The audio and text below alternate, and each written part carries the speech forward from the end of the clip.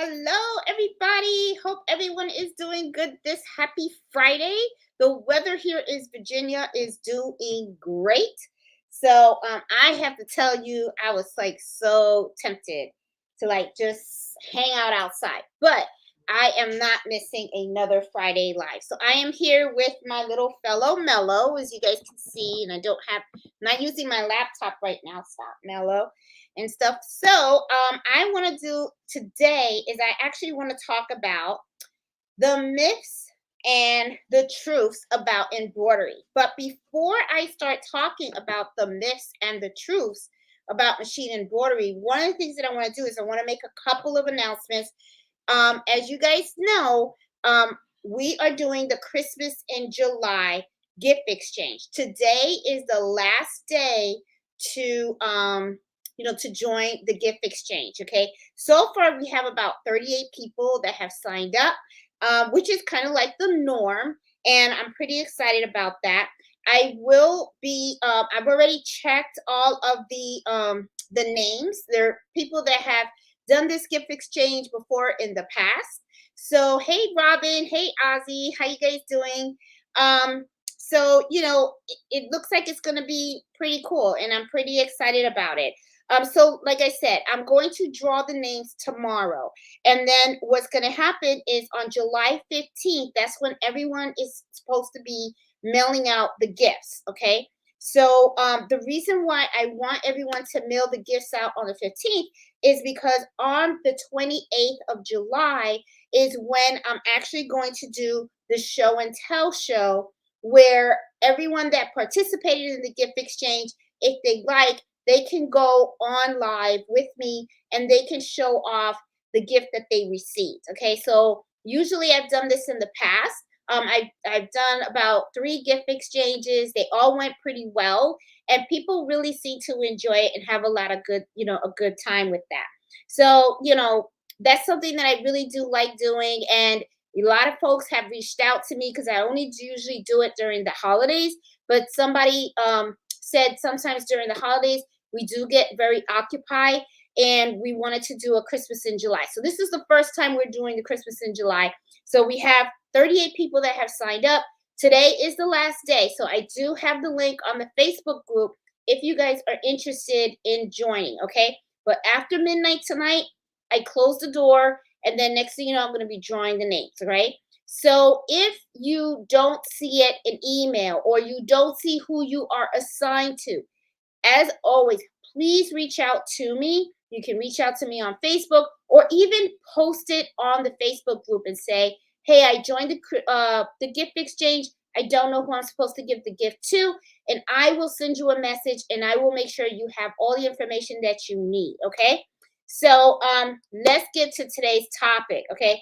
One of the things that I started doing was I started looking around and I started finding the articles and stuff like that where they were talking about embroidery. And one of the articles that I read, and I've read several of them, were talking about a lot of things regarding myths of embroidery. And it's really funny because I kind of had a moment where I was like thinking, well, it could be a myth, but then at the same time, it can kind of be true. So I wanted to share with you guys some of the things that some people say are myths, but then if you really look at it from the other side, another perspective, it can kind of be a truth, okay? And some of these things that I read, kind of like I was thinking to myself, that could kind of deter someone from trying to get into the embroidery, okay? Whether you want to do embroidery for a business or even if you want to do embroidery just for fun, okay? It's some of the stuff that can kind of like shy us away. So let's take a look at some of this stuff that I wrote down. I wrote down 8 things that kind of like really hit out there, and I want to talk about. I'm going to tell you guys, and then I'm going to say, the truth and the false of it. Okay, and then you guys could give me your perspective of what you guys do. Do you agree with how I'm looking at it, or should I be looking at it another way? Okay. The first thing that I read is that you need to know how to sew. In my personal opinion, this can be a myth and a truth at the same time. Do you need to know how to sew in order for you to do machine embroidery? Actuality, you really don't.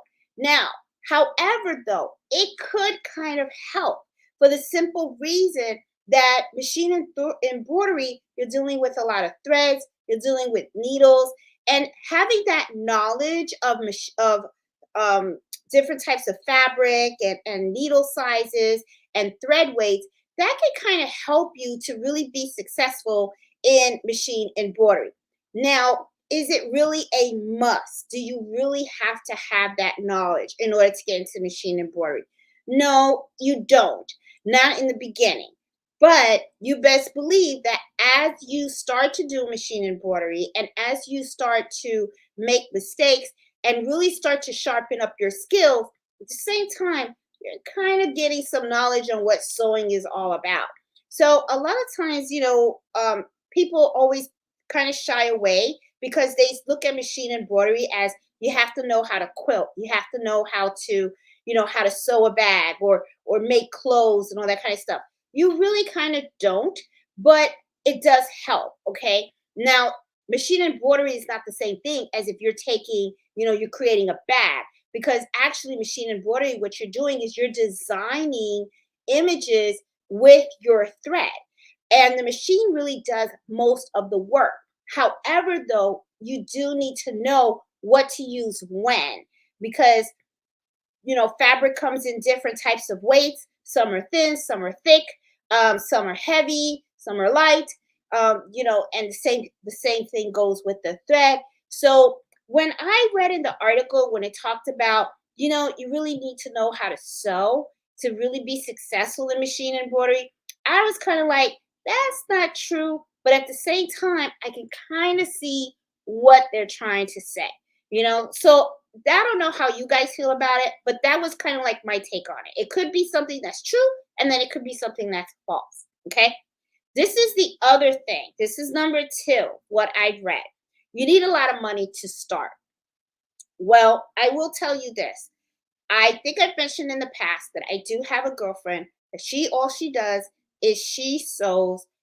She does machine embroidery, and she loves to sell, the baby bodysuits, or the onesies, and she likes to do applique on them, and that's like her favorite thing. I mean, that is her specialty, that is her niche, and she got some beautiful designs. And she does this on a 4x4 embroidery machine. Okay. And she just loves it.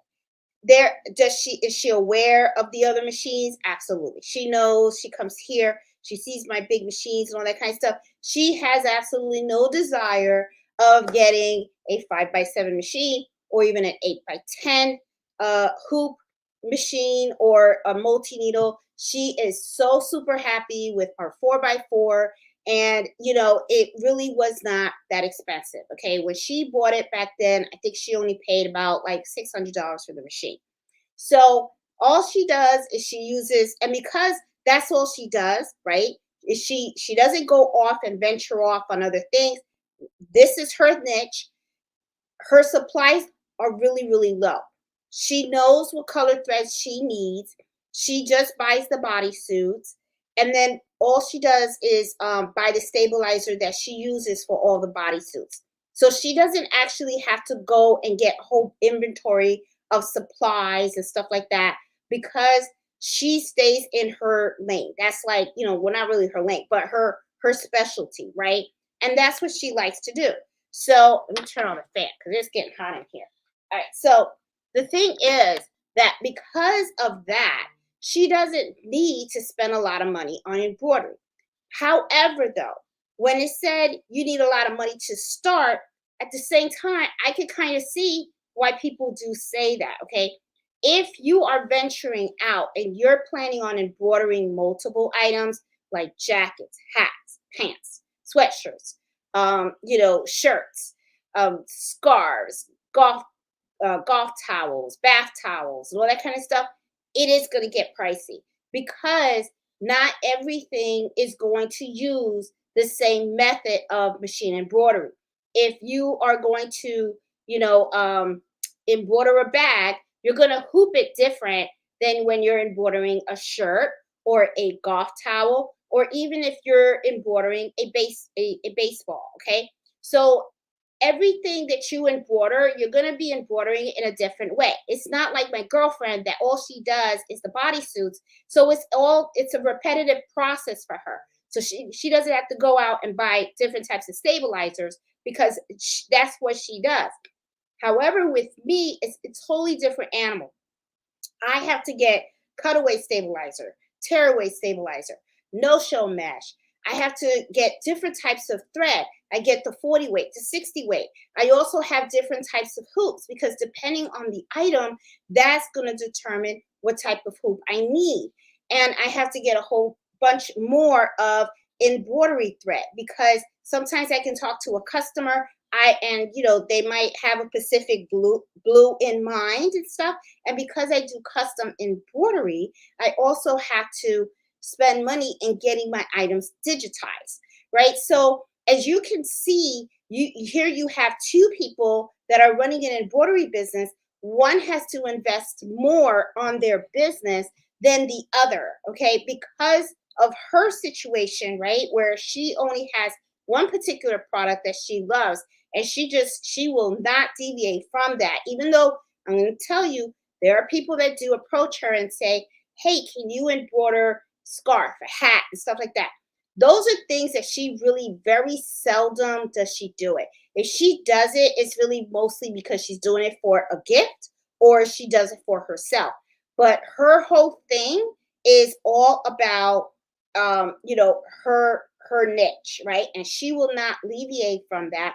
And the simple reason, and I even asked her, I remember once had a conversation with her, and I asked her, I said, you're really good at those baby onesies because they're gorgeous, right?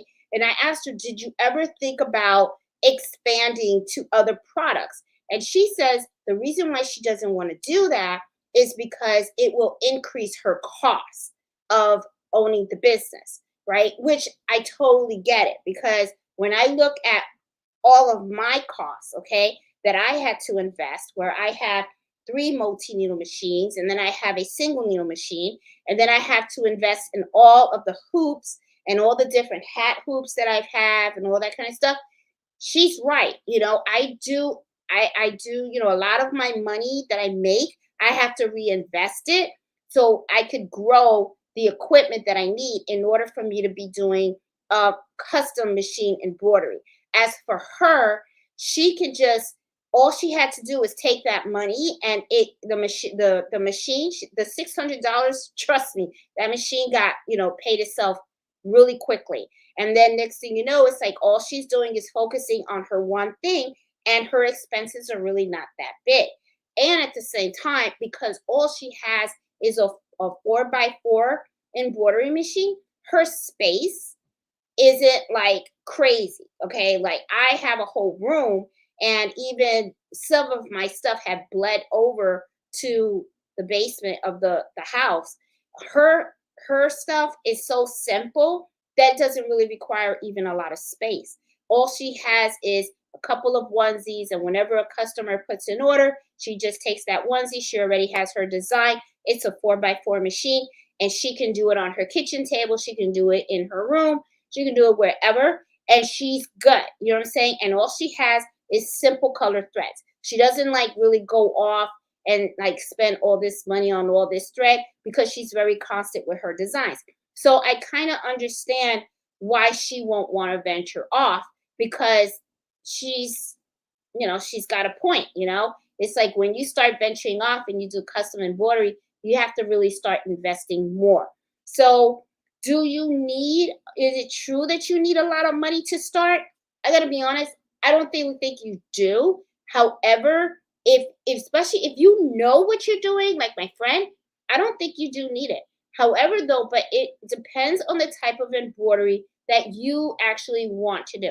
If you actually want to do real custom embroidery, then yeah, I mean, you are going to have to invest, because different types of embroidery requires different types of techniques and equipment. So that is going to be pretty costly. So that was the second one that I read about. And as I read it, I was thinking to myself, you know, when I talk to my girlfriend, she doesn't really spend that much money. So I guess it really depends on the situation.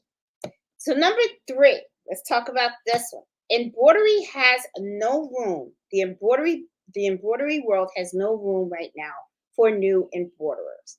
And they're saying it's oversaturated. Now, let's look at this for a minute, okay? Is it really oversaturated? I don't think so. This is the thing. Is there a lot of people that do embroidery? Absolutely. There is a lot of people out there that have bought machines and are, trying out embroidery and stuff like that. However, though, real skilled embroiderers that do custom embroidery are very few, okay? And they are very hard to find.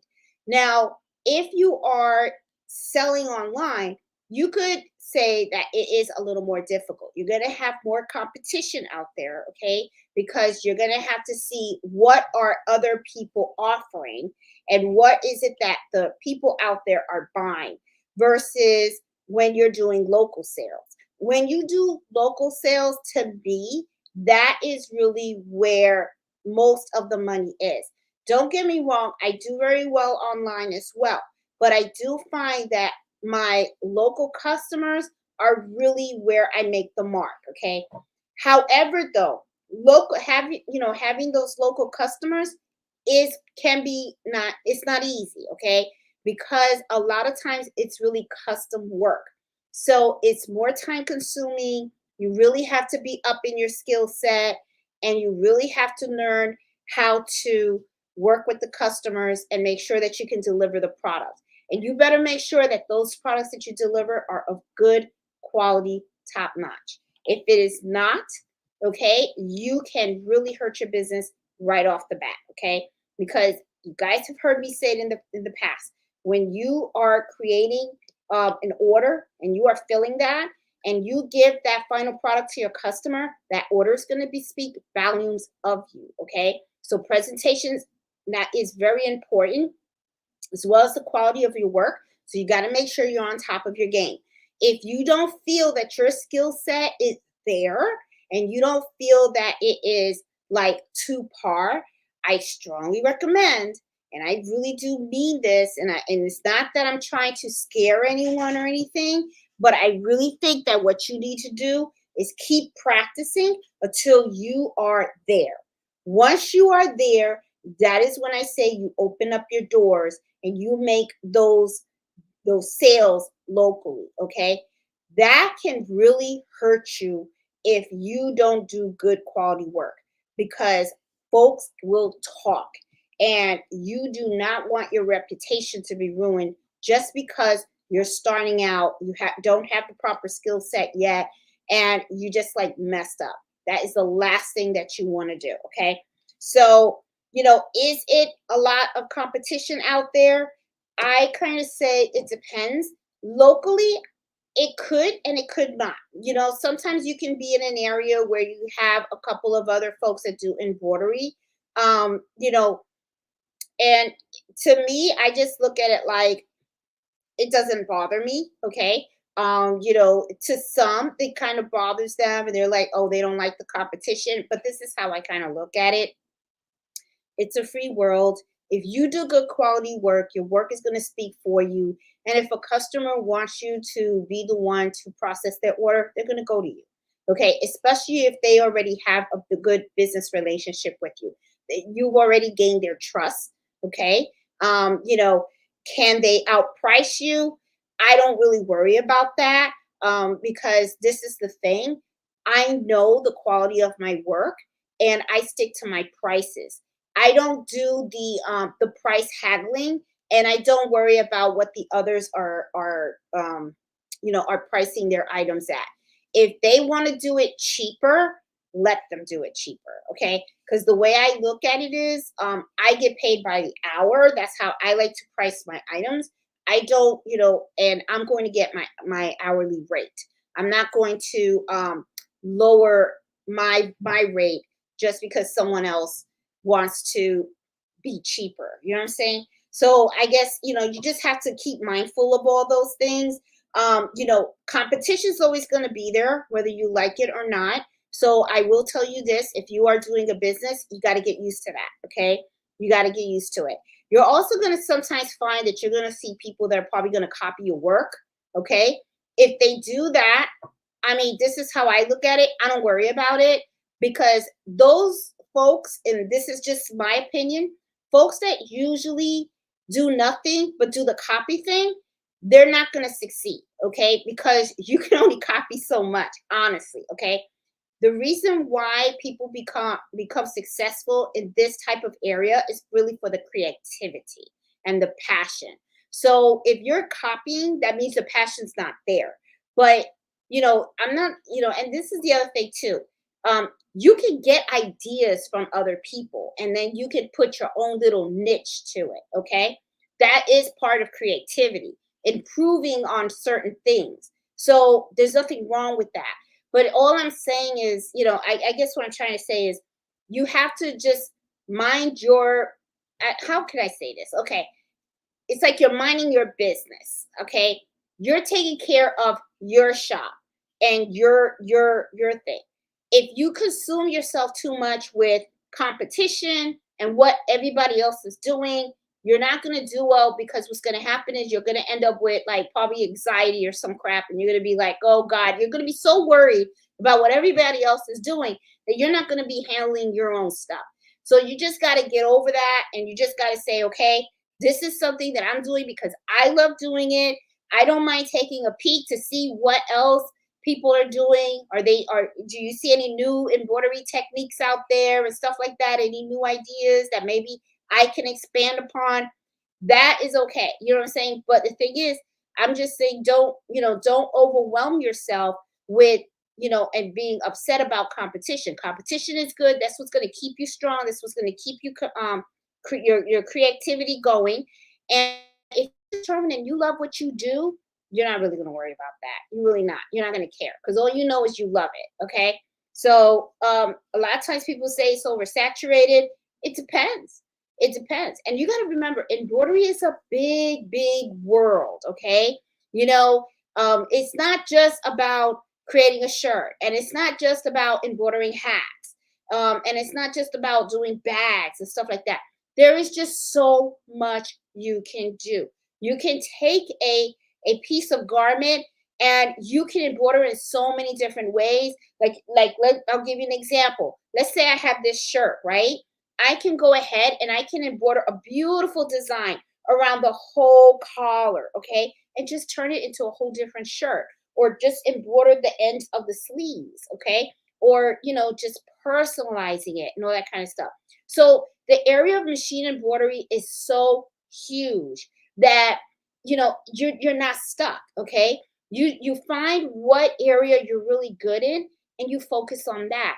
It's kind of like my girlfriend. She loves doing the baby onesies. Okay, that's her thing. She loves it. It's her passion. She's always looking for new designs. Sometimes she even creates her own designs and she does her own thing. And people love it when they have a baby shower or they're looking for baby onesies for their kids. They always go to her because she even created like a book where she has little pictures and people can scroll through the book and they can say this is the design I want, and she's like, okay. I mean, it's like it's there's just so much you can do. It's just, so to me, when people say, oh, it's so oversaturated and stuff like that, it can be. Okay, you're gonna see a lot of people that are doing embroidery, a lot of products out there and all that kind of stuff. But the thing is, you can't really focus on that. Okay, and and it depends on what it is that you're doing and what type of designs you're offering and all that kind of stuff. Okay, so it's just something to think about. Okay, and like I said, you got online sales and you got local sales. Okay.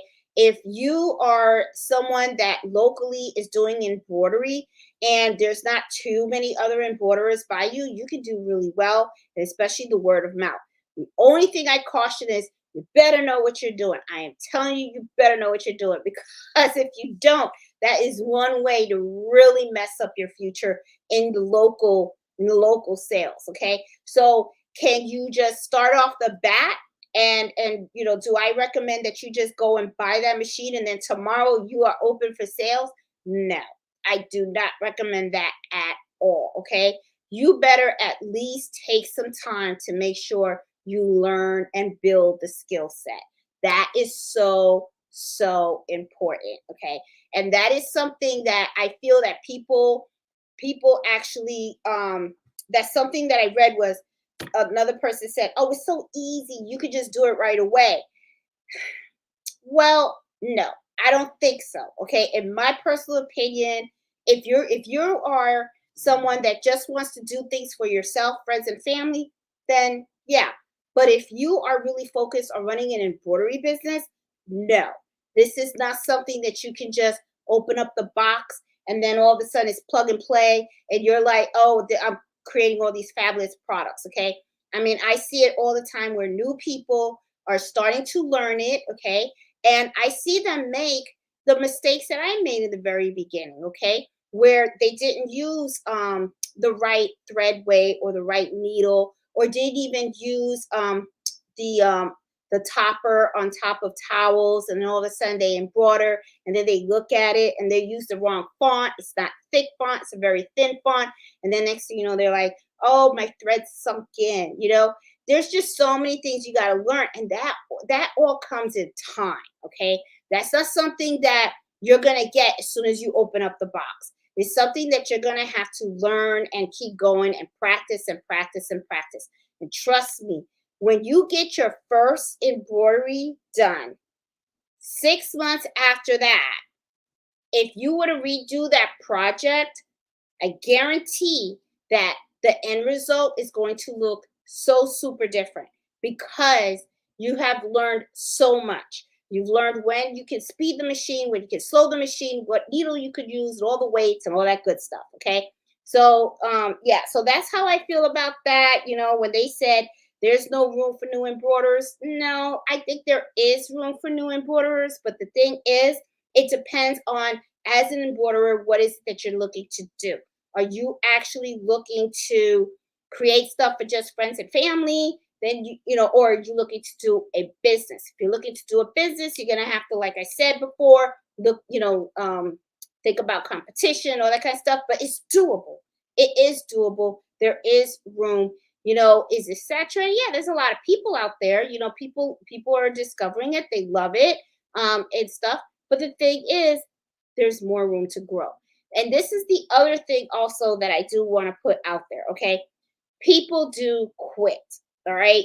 I see it all the time where I go on Facebook and I'm at Marketplace and all of a sudden I see a Racoma or I see a Melco or I see a Redline or I see a Brother and stuff for sale. And they all say the same thing, low stitch count.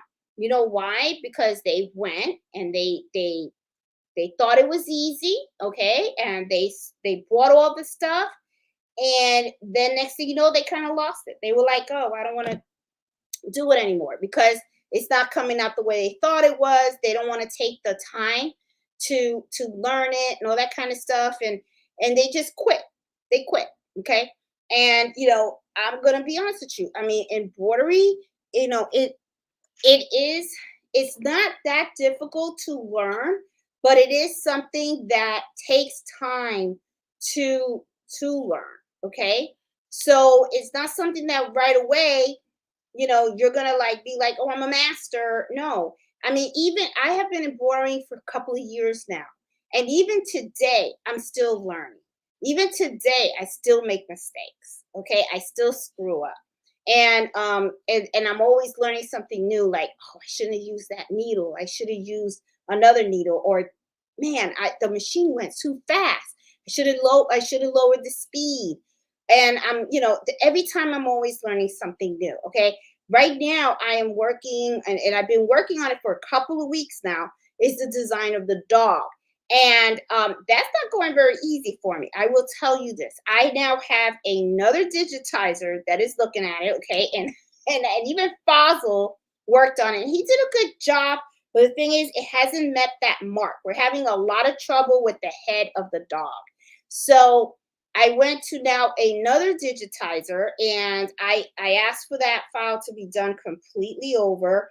And I haven't stitched it out yet, but I don't think they met the mark either. And it's sad to say, but I'm starting to think I might have to tell the customer this design probably has too many details and it's not going to happen. Okay, maybe this is something that's going to have to go to print, which, this is another thing. Okay, another myth. Everything can be embroidered. That's something that I read. You can embroider anything. Okay, can you? Well, I have a feeling about that. Okay, I sometimes have customers that come to me with certain designs, and sometimes the designs have a lot of detail. Perfect example of that is that one of the dog. And I had another customer that came to me with a shield, and there was a lot of colors in it and stuff like that, because they did like watercolors, and there was a lot of designs on there. Now the thing is, when it comes to embroidery and artwork, right? It's two different methods, right? Ink and stitches are not the same. And sometimes what happens is people really don't understand that. They think that, they can just take any type of image that's drawn with a pen or marker and have all these different colors, and they can easily convert it to stitches. Okay. Um, that is, so to me, not true. Not everything can be converted to embroidery. Now, you can do it, but should it be? Okay, that's the question that I tell people. Should you do that? And sometimes it's not going to come out the way you thought it was going to come out. It's going to come out kind of funky. So, I remember the lady with the shield. I had to tell her, hey, maybe you should look at Vista Print or a company that can actually do print, and that would probably be a better option for you. And she did that, because, and then, it was kind of funny. I felt kind of bad because, no one wants to shoo away a customer. It's not that I shoot her away, but the thing is that I knew I wanted her to have a good product, whether it came from me or not. Her thing was she wanted me to have the business, which I thought was so sweet. But the thing is, at the end of the day, I want to make sure that that customer has the best quality product.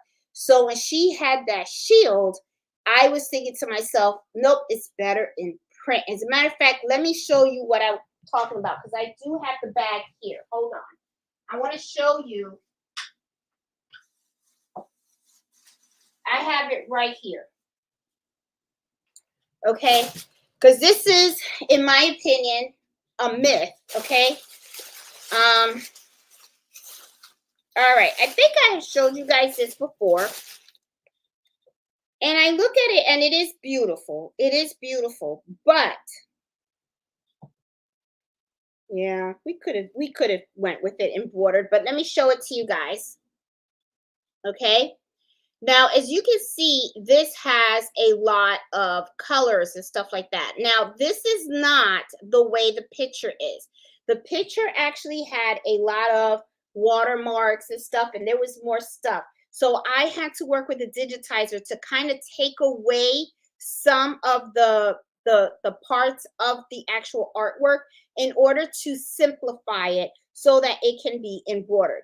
However, though, if you look at this design, you can see there is a lot of stitching. Okay, all this white, this is all stitching all the way around. And the thing is that when I saw this, I was like, this is going to be pretty costly. Okay, because I actually charge by time. All right, I know a lot of people out there, and that's one of the things that I have it here. That's the next one. We're going to talk about pricing embroidery, okay? Well, I charge by time. And the thing is that, she was a good friend of mine, and I knew this was going to be a costly project. So I know she wanted me to have the business, but at the same time, if I knew that she could get something that was just good quality and it was going to be lighter in her pocket, then I am going to tell people to do that, because I'm just not, and I know some people may disagree and go, damn, Jeanette, you just let go of a lot of money.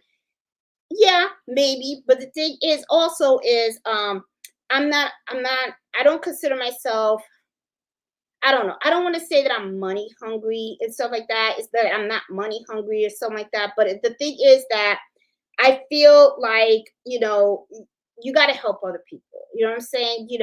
And I don't, I want her to have that option. Okay. So it was an option that I provided to her. And I told her, look into it and see if this could kind of meet your needs. If not, then absolutely. Then I will do this for you. Okay.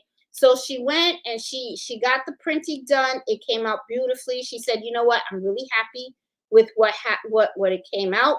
And to me, I kind of liked it because I felt like I helped her. You know what I'm saying? So some people may not understand that. Some people may, because and some people could actually come out and say, "Well, Jeanette, you're a bad business person because you just turned down a sale." Well, yeah, you could say that, but the thing is, it was just something that I just felt was the right thing to do. Okay, and I got to be honest with you. Sometimes customers appreciate that. You know what I'm saying? When you have someone that comes to you with a project and you know that you can kind of help them, but they might be a better way for them and they're just not aware of it. um, I don't have a problem with steering them and providing that other option for them. Okay. Because I feel like, it's about helping people. I don't know, that's just how I feel. I don't know if it's right or wrong, whatever, but I'm thinking about, like, with the dog that I'm trying to work on. I'm thinking I might have to go that route as well. So I will probably talk to the customer to see if she wants to explore that option. If she says, no, I really prefer embroidery, then I'm okay with that. I'm going to say, okay, well, I'm going to keep going until I can find someone that can actually digitize it very well. And and the thing that concerns me about that design too is that the digitizers that I use are very, very good digitizers. I don't use digitizers that had just learned how to digitize and everything. These are digitizers that are very well experienced. Okay. So I've already gone to three. So and all three of them have not been able to really provide the type of of stitching that I need for that design. So that's why I'm kind of like, all right. So I'm gonna either have to talk to Fossil. I'll probably end up going back to Fossil and going, okay, we need to somehow try to fix this. But I want to talk to the customer first and see how much more time I need to invest in this project and stuff like that. So because I do want her to be happy at the end. That is one thing that is to me the most important when I work with my customers. I want them to be happy with what they have at the end, whether it comes from my shop or somewhere else. So that's really important. Okay. So, yeah. So embroidery has no room for new embroiderers. I don't think that's true. Is it saturated? Is there a lot of people that are doing it? Absolutely, there is. However, though, it depends on how you market yourself and how good you are. I think that if you are really good at what you do and you market yourself well, you're going to be fine. Okay. And don't be afraid of the competition. I think competition is really good. It's what's going to keep you alive and make sure that you stay nice, fresh, alert, and you're on it. Okay. So the other one, this is the fourth one that I read, and it says you don't have to invest much in embroidery. You don't have to, invest too much into it. You just buy the machine and the thread and the stabilizer, you're good to go. One of the things that bothered me with that statement, I'm going to tell you right now, was I was like, okay, what do you mean you don't have to invest? You do have to invest. You're always investing, okay? You're investing your time, you're investing in your equipment, but this is the one thing that I always see that people don't invest in, okay? And that is training, okay? Learning new techniques. Okay, that is so, so, so important. I am telling you, if anything, I cannot stress it enough. You got your machine, you got your stuff and everything. People sometimes what they do is they'll embroider and they say, I'm just gonna embroider names and that's it. Even my friend who only does the baby onesies is always in training because even though she does the baby onesies, she does the appliques and all that stuff, there are different techniques of embroidery. And she learns those different techniques and then she applies them to the garments. Okay.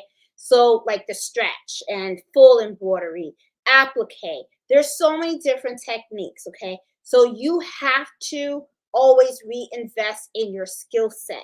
And not only that, you have to learn about how to use embroidery software. You should, okay, you don't have to be a digitizer, but you should at least know the basics of embroidery, okay? Because there may be times when you have to go into a design and you have to modify it. I do have videos on the channel where I showed you guys how to modify certain designs, okay, using Embrilliance. There's so many different software out there too. So, but this is what I'm saying. You gotta invest in training, okay? You have to make sure you learn how to use your embroidery software. You have to make sure that you know how to use that machine, whatever machine you invested in, whether it's a Brother, a Melco, or a Coma, or a Redline, or SWF, or whatever it is. You have to make sure that you are well trained in how to operate it, that you know how all the functions work. Because trust me, you're going to want to use all those functions. You don't just want to just do one thing. I'm just going to do names and that's it. You know what I'm saying? You want to expand because those functions are going to actually help you. Okay. So that's, when I read that, it says you don't have to invest too much. No, to me personally, I feel that is like such a myth. You have to invest. You're investing time, money, and you have to invest in yourself, reinvesting in yourself and your skill set. Okay. There are new techniques all the time. Okay. They even have 3D embroidery. Okay. Now people are doing it on shirts. Me personally, it's just my opinion. And I know my opinion is not popular because people are like, how could you say that? I'm like, just saying they look uncomfortable to wear. That's just what I'm saying, okay? A lot of times people, and it depends, and it could depend, okay? It could depend how you do the 3D embroidery on the shirt or sweatshirt or a jacket. I think, me personally, I think 3D embroidery looks great on jackets, okay? I think they would look great on hats. Um, Sweatshirts, I say that depends on the fonts that are being used, the design, and all that kind of stuff. Because this is the thing that I feel about embroidery, okay? When it comes to certain clothing, all right? Um, I think I mentioned this last Friday. When you are embellishing a piece of garment for someone to wear, right? And you are going in and you're embroidering, the shirt or something like that. Always keep in mind on how things are going to be utilized, right? So, like dinner napkins, you embroider them and stuff, they look really nice. Chances are people are not going to take the dinner napkin on the area that you embroidered and use that spot to wipe their mouth. Okay? They're going to use the other edges of the napkin in order for them to wipe their mouth. Okay? But do know that that dinner napkin is probably going to be rewashed, right? So because of the way the item is going to be used and how it's going to be, go through all the washes and dried and all that kind of stuff, you have to be conscientious of the techniques of that you use to embroider these items. And I feel the same way with the clothes. Okay. Like I remember some folks, they use tearaway when they use clothes. And I'm thinking to myself, you could probably get away with that if the fabric is thick. However, if you are embroidering something that is pretty thin, like a t-shirt or something like that, I would not, me personally, I wouldn't use the tearaway because a t-shirt is probably going to be thrown in the wash several times and that stabilizer isn't going to be there. So what's going to happen is when you use cutaway kind of gives that extra strength to embroidery. So when you throw it in the wash and stuff like that, it's not gonna like disappear, right? So you just have to think longevity of how an item is going to be used and how how it's going to be washed and everything. So when it comes to certain types of embroidery, I kind of like always think about, would that really be a good idea? Like, a big three, a big let's say I have this, right? Let's say I supersize it, right? I'm gonna supersize this, and it's gonna be all on here, right?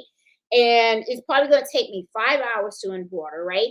But the thing is, then think about it. This is a very dense design, right? How would this feel when I'm wearing it on, let's say, make believe this is big and it's all over and stuff, and I have a t-shirt with this embroidered? It's gonna, to me, I could just see it be a little bit of an uncomfortable shirt. You know what I'm saying? Now, this as a logo, okay, and I'm just putting it here. I think that's fine, okay. But that's what I mean, okay, is that think about, when you're embroidering something, is it going to be comfortable? Now, you may end up getting some wild, crazy requests from customers, okay? Because they'll be like, "Oh, I want you to do this and stuff, and on this shirt, whatever." But the thing is, I always feel that as an embroiderer, machinist, you do have a responsibility to talk to the customer about their project, okay? And also inform them of what you advise to do and not to do, okay? Because you don't want an unhappy customer, right? Like this blown up on the back of a jean jacket, beautiful. I think that would be great and fantastic. On a t-shirt, no. I would be like, no. That is when you want to do direct to fabric, or you want to get a screen printed or something else. Okay. That's when I say, because that way it would be more comfortable. Okay. Or sublimation or something like that. That's what I would recommend for that. But yeah, so think about it, just something to think about. And so I know I went a little off track, but it was just something that popped in my head. All right, so let's talk about pricing. Okay, they say that sometimes pricing items in embroidery can be difficult. That is true, but then it can also be easy as well.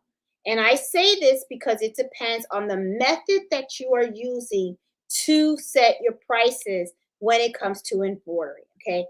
Now, there is an old method that a lot of people do use, and they still use it today, and that is they price per thousands of stitches. Okay, that could be considered an easy way to embroider your products. However, I am going to tell you this, that it can also be a very bad way to do it, for the simple fact that you could be selling yourself short. Okay. One thing that you miss out when you do that, okay, like let's say you have something and and it's 10,000 stitches, and you say, I'm going to charge 1,000 per $1 per thousand stitches, and so right there, $10, right? Okay, that's fine. But you use stabilizer, your thread costs money, okay? Your time is valuable, your machine, your electricity, and all these other things come into account, okay? So a lot of stuff, you could easily end up selling yourself short if that's the only method that you use. I, on the other hand, I do hourly. I do an hourly rate. Okay. So I have an hourly rate that I charge for my services. And what I do is I take the product and I have an estimation of how long is it going to take for me to produce that product. And that is how I usually charge. However, though, that is not the only method that I use as well, because I do consider the stitch count. I do consider all the materials and everything else. So some people come out and say pricing can be very difficult. I say I agree with that. It can be difficult because it can be kind of tricky. And the other thing too that I notice is that people sometimes copy from other people when they are trying to price their items, right? You see it on Facebook all the time. They say, "Hey, I have this and I want to know how much would you charge for that?" And to me, that's a big mistake. And I'm going to tell you why. because if you really think about it, look at let's take the United States for example. Okay, the cost of living in every state is not the same. Okay, every state has its own different rate for sales tax. Every state has its own rate for taxing real estate and all that kind of stuff. It's a reason for it because not every state is has the same pricing. Okay, I have my mother-in-law, right, and she has a shop in South Carolina. And one of the things, it's like a flea market shop. And she always tells me that, because there was a time where I was saying, "Hey, Ma, can I bring you some stuff and let's put it out on your shop and see how it does?" She was like, "Nope, because it's not going to work." And I'm like, "Why?" And she's like, "Because the people here aren't they're not looking to spend 20, $30. They're not even looking to spend $10.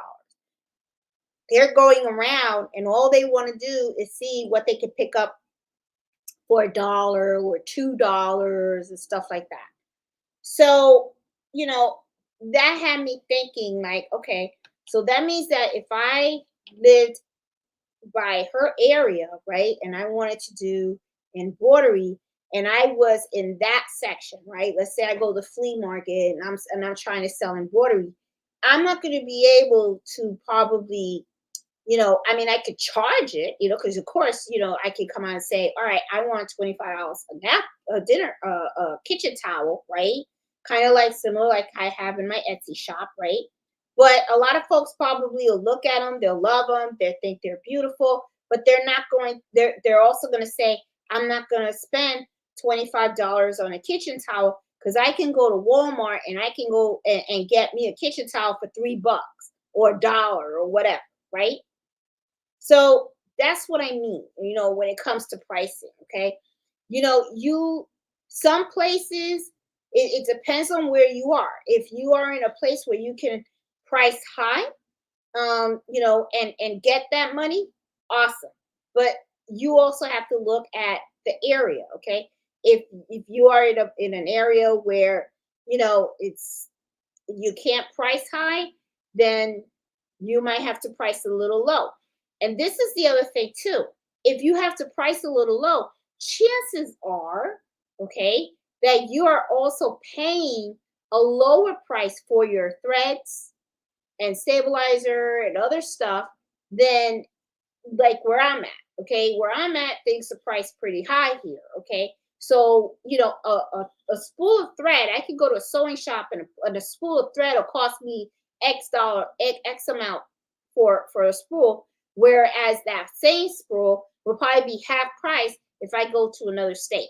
You know what I'm saying? So you gotta take all those things into account. So pricing can be easy, but at the same time, it can be hard as well. Okay. And it can be a little bit tricky, but once you get the hang of it and you understand how you can price what you are trying to offer to, in the area that you're in, then you should be good. Once you've established that and you have that understanding, then you should be fine. But it's when you are starting out that to me it becomes really more difficult because you just started, right? So you don't know, right? And so you're going to have to play with your prices and, and you're going to have to see where you're at. And this is the other thing too. If you are doing machine embroidery for a business, okay? If you're doing it as a gift, none of this matters to you. You don't care because you're buying it and you're gifting it to your friends and your family. But if you're doing this as a business, remember the whole reason of going into a business is to make money. Okay? It's not to give your stuff away. It's not for you to work for free. It's to make money. So you got to find that balance, okay? You got to find the right price range for the products that you're offering and the services that you're providing. And you have to make sure that it's profitable because you have to make sure that you're making money for you and that the money that you're bringing in can also provide you the money that you need in order for you to reinvest in your business. So that's just something that you really have to think about. This is not an easy topic by any means. If you search YouTube, you're going to see a lot of videos out there with different perspectives on how to price embroidery. You'll see it all the time. Some people use the method of time. Some people they say, nope, I just charge for the amount of stitches. To me, this is how I look at it. There is really no right or wrong. You just have to find the method that really works for you and gives you the results that you're looking for. That's really what it is. So don't shut it out or whatever. I say explore all of them, listen and see how people are pricing their items and stuff. I'm not saying don't go out there and ask. You can. I do see it all the time. But the thing is, as you get those responses back, just know that you have to be aware of other things, okay? Some people may come on and say, hey, you should charge 30, but that might work in their area, but it may not work in yours. So there's, as you're find your way and trying to get information on how to price your items, keep those things in mind, because that's going to help you, okay? So yeah, so that was the one thing that I got from the pricing. They say, pricing can be very difficult. Totally agree. But once you get the knack of it and you find a method that works for you, I feel that there's something that can really get, really get easy as time goes on. Okay, you'll start to become that expert. The other thing that I do want to advise you on for sure when it comes to pricing is, and you guys have heard me say this in the past, I'm going to say it again, okay? Never, ever, never. It's a no. I can't stress this enough. Don't do this, okay? When somebody comes to you and say, hey, how much would you charge for that? Right away, they want you to give them an answer, right? They say, hey, I need some embroidery. What are your prices? I even had someone a couple of weeks ago say, hey, what's your price sheet? I don't have a price sheet. So custom work. It's custom work. No, I don't do price sheets, okay? That is one way for sure to mess you up. Seriously. Do not have a flat price sheet for your customers. And never, ever, ever, as soon as a customer asks for a price, right away they say, hey, I want to get some embroidery. How much do you charge? Or, hey, I want to get this embroidered. How much would it be? You never give a price right away. And I'm going to tell you why. Okay. And you guys that watch me know exactly why. Okay. But for those of you that are new watching me, let me tell you why. Okay. You got to do your research first. All right. You don't want to blurt out a price, because as soon as you blurt out the price, the customer is going to hold you count to that number. Okay. When you are, when you get the requirements, that's when you're going to know how much stabilizer, how much thread, what needles you're going to use and everything like that.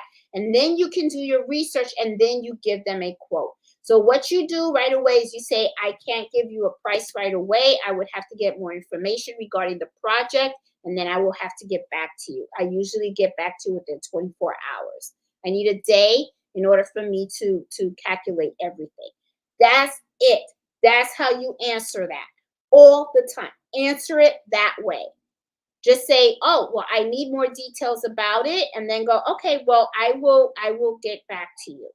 Because that's how you go back, and then you look, how much is your stabilizer, how much is this, how much is that, whatever, and then how much you want to get paid per hour, how long is it going to take, okay? Especially if it's a new design and they want you to digitize it. If your digitizer is good, you should be able to just send them that design, and they don't even have to digitize it. They could look at it and they can give you an estimation of how many stitches are going to be in there. And then knowing that, you'll know how long it's going to take for you to embroider that on that machine. And then you can go ahead and you can do the calculations and everything. Never, never, never, never. I'm telling you, don't do it. I'll jump up and down and I will tell you, don't do it. As soon as they come out, if you got somebody that needs that price right away, Don't. They don't take the job because this is, and I'm gonna tell you, this is what'll happen. Oh, you just want a logo on a shirt. That's it. Oh, okay. Yeah, I just charge $10 a shirt. Then next thing you know, that they're gonna come here. They're gonna give me something complicated like this. Okay, and this is not a $10 job. All right. And then I look at it and go, oh my God, this is 35,000 stitches. Okay. That means that it's probably going to take about 40 to 45 minutes because these are areas. This design has certain areas where I have to use 40 weight thread and some of it is 60 weight thread. And I'm going to have to slow down the machine in certain areas. Okay. Which means that it probably could take about 45 minutes a shirt to embroider. And then at the end of the day, I'm going to do all these shirts and all I'm going to charge is $10. I mean, I don't know how you would feel about that, but I would feel like I got suckered. Okay. So, and don't do it. I'm telling you, don't do it. Just don't place yourself in that bad position. Okay. You want to make sure that when you are taking an order and you're pricing it, you're going to price it where you are going to be profitable. Okay. You don't want to rob the people. Okay. Because the way I do it is I like my pricing to be fair. Okay. I'm going to make money, but at the same time, I don't want my customer to feel like I robbed them. Okay. It's about fairness. But I'm not going to do something and then I just did all this work and I didn't get paid. It's just not going to happen. You know what I'm saying? So, or I feel like I've been, suckered and stuff like that. So it's just, yeah, just be careful with the pricing. It's a very, very touchy subject because of course it's money. Okay. And a lot of people, it's sad to say people want something for nothing. And embroidery is expensive and it is a skill set and and people love it because embroidery is quality. Okay, you're talking about thread. Okay, so this is quality. It is a luxury item, right? So you got to make sure that you're pricing accordingly. So I can't emphasize that enough. I think if I could jump out of this chair and stuff like that, I would do it. Okay. Because I'm telling you, that is really, really important. So don't give out pricing right away. Don't, because you can mess yourself up. Okay. All right. So I got number 6. Okay. Ooh, it's 9 o'clock. No. Okay. So, because you guys know how I like to do, I like to do my hour where I give you guys the topic and then I will go through the chat. All right. So number 6, I have lots of folks who start quit.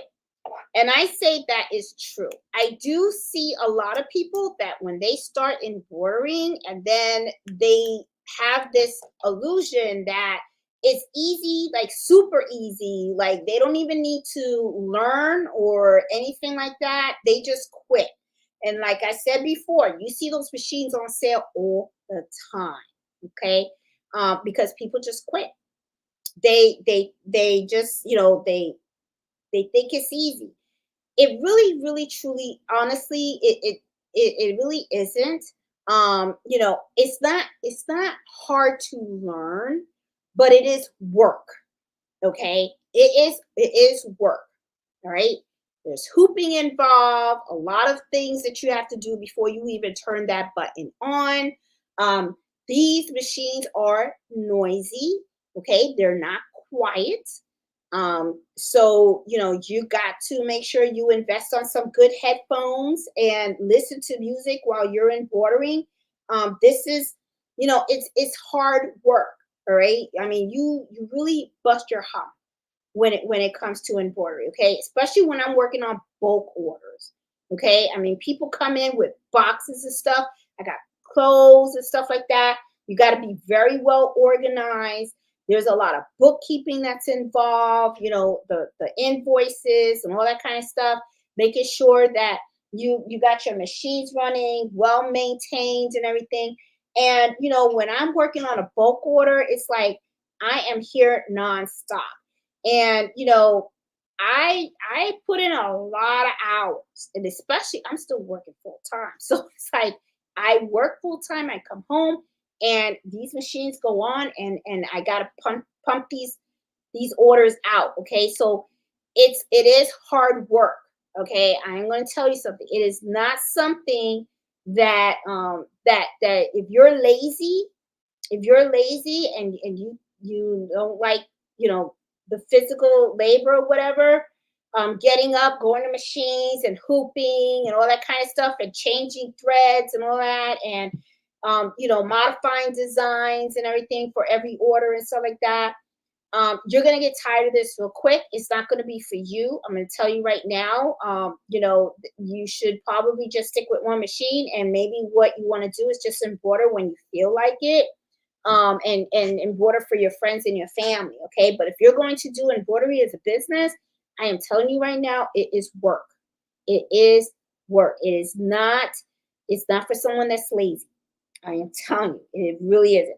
If you are not, if your heart is not in it, and you're not passionate about it, and you're not determined, then I could see you quitting. I could see you after like maybe like 6 months to a year, you'll be like, oh hell with this. Okay, this is not for me, and you'll be looking at something else. Trust me. I mean, it is. I mean, I've been doing it for a couple of years, but I will tell you this: I love it today as I loved it when I first started. If anything, I think I love it more. Okay. I love walking into this room. I love looking at my machines. I love turning them on. I love oiling them, maintaining them, working on different projects. Do I get pissed off sometimes when my projects don't go well? Heck yeah, I get mad. Have I had moments where no, I never wanted to throw my machine out the window? I love it too much. I could not do that. Okay.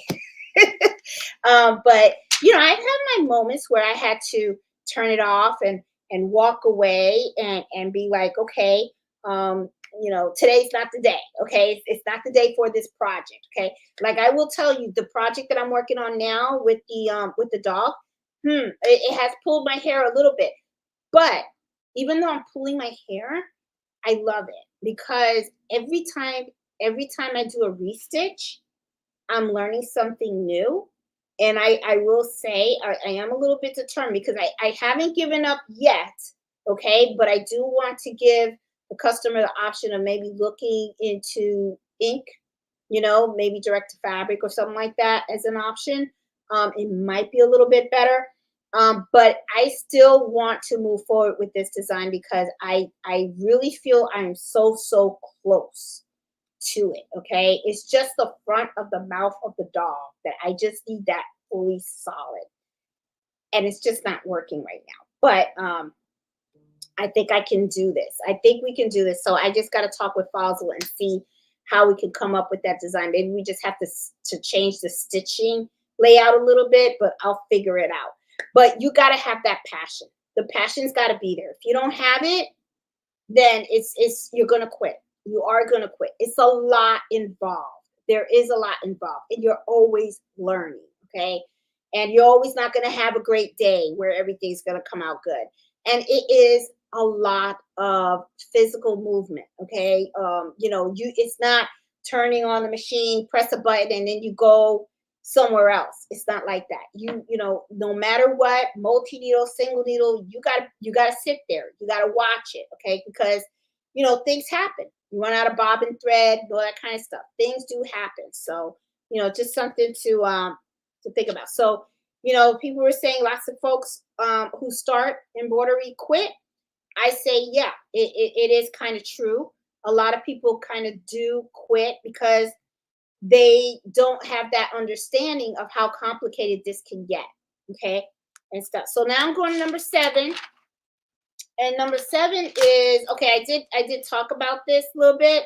So that I'll just emphasize.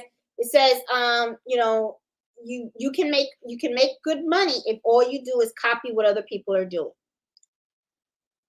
Can you? Can't you? I don't. You know, you probably can. However, though, is it a good thing to do?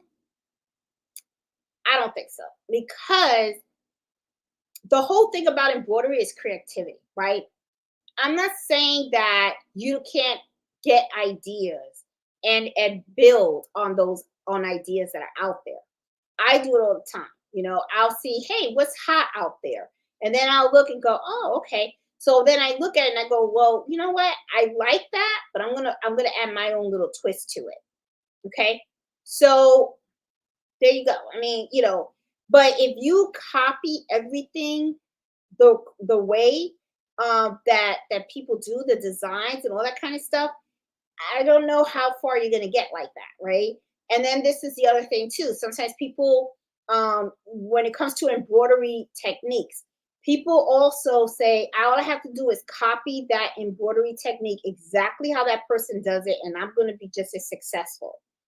The thing with that is sometimes it'll work, sometimes it won't, because you may not be using the same weight thread that I use. You may not be using the same type of fabric. You may not be using the same type of stabilizer. Those things play a factor in how the end product looks. Okay. So, when it comes to learning techniques and all that kind of stuff, you know, you have to learn the technique and you have to understand what each layer of that technique plays, the role that each layer is playing. Okay, why that particular fabric works well with that stabilizer, why that weight thread is necessary to embroider a particular design, why a certain needle size is used. You have to have that full understanding. Okay. Once you have that there, then you're okay. Now, I'm not saying that you don't learn by watching other people. Hell, that's how I learned too. Okay. But the thing is, don't just look at it and say, okay, if they do that, I'm gonna do this. If they do that, I'm gonna do. Try to understand why certain things are happening during the process. That way you're building your skill set and you can take pieces of what you're learning and you can adapt it to your own. Okay. That's what's really, really important. Okay. Now the eight one that I got is you can embroider anything with any method.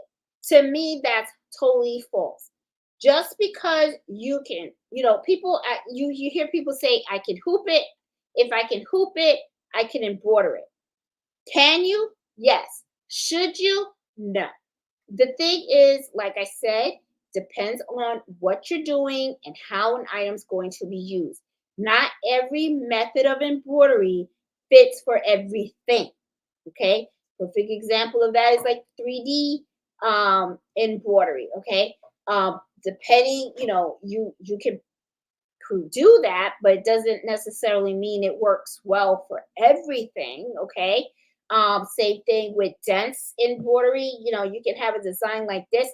Will this look really good on a handkerchief? I wouldn't put it on a handkerchief.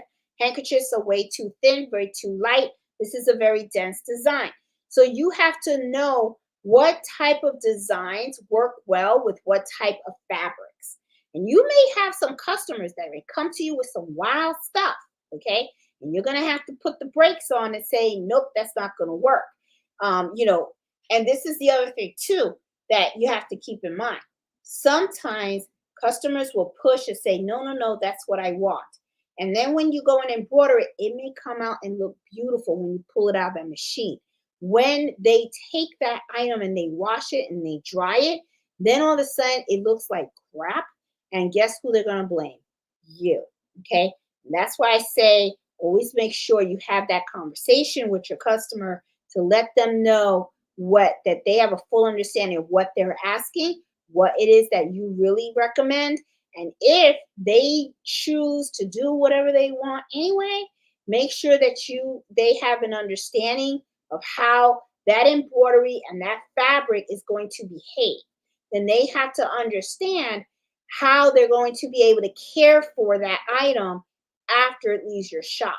That they can't just throw it in a dryer or stuff like that. They might have to hand wash it. They might have to, after it hang dries, they may want to iron it and make sure they understand how to iron it also. You don't take an iron, like if you have something like this, you don't take an iron, just put the iron on top of it. Okay. You want to place a piece of fabric over it and then iron. You don't want to put steam on it, and you want to lightly iron it. You don't want to just hold it down. You want to like move it around and stuff like that so that you can give it back its original shape. Okay? Because that I know it's a lot of people, they make a lot of mistakes. Like they'll take something like this, they'll put the iron directly on it, they'll burn the embroidery thread and stuff. And then next thing you know, they're upset, and who they're gonna be pissed off at. They're not gonna be pissed off at themselves. They're gonna be talking about you. That's what they're gonna do. I'm telling you, I know, and stuff. And and also when you are looking, and there's something that I put in here, color sort. And the reason why I wanted to talk to you guys about color sort, for those of you guys that don't know, color sort is a method that people can modify an embroidery design in order to, just embroider, all the, let's say you have, let me try to explain it. Okay, let's say I have two letters, right? And it's an applique design. And what I want to do is I want all the reds to go first, and I want all the blues to go first. Instead of doing red, blue, white, red, blue, white, red, blue, white, I want it to be red, then blue, then white. That's how it is. Okay. Sometimes people come out and they say, hey, I'm going to do color sort and I want to do it on the design. Well, I'm going to tell you something. Sometimes they're going to have a design where color sort would be fabulous to work in, and especially if you're doing applique with a name. Knock yourself out, use the color sort. However, if you have a design that's something like this, okay, designs that are a little bit more complicated, and you say, I want to do, color sort on this, no, do not do it. I'm telling you, because there is a method to why digitizers stitch out certain designs to stitch a certain way. Sometimes you need a particular color to stitch over another thread, another color thread, okay, to give it texture and stuff. So I see that all the time. People come on and say, hey, I did color sort, and now the design looks like crap. Well, yeah, because it didn't stitch out the way it should have. It didn't have the right color flow. Okay, you just distorted that. All right. I think we're gonna do a video on that in more detail because someone had posted a pic, right, where they did color sort and it messed it up. So what I'm planning on doing, and I'm going to do it this weekend, is I'm going to do a detailed video on what can be color sorted and when you should not use that function of color sorting when it comes to creating your embroidery files. Okay, really, really, really important. So yeah, so let me put this here and stuff. Okay, so guys, that is the topic. Man, I went over. I always go over and stuff, but that's okay. All right, so I am going to, hold on, where are the comments? Okay, I just unclicked the comments. All right, so I am now going to go through the chat because, as always, muscle woman, I think my sister's making fun of me now. Okay. I'm going to go through the comments because you guys know that after I share the 411, I always like to do that the first hour because I know that people really just like the information, right? And sometimes people don't just want to like hang out afterwards, right? So the first hour, I always like to give the 411. And then I like to go through the chat and I like to say hi to people and I like to answer questions and all that kind of stuff.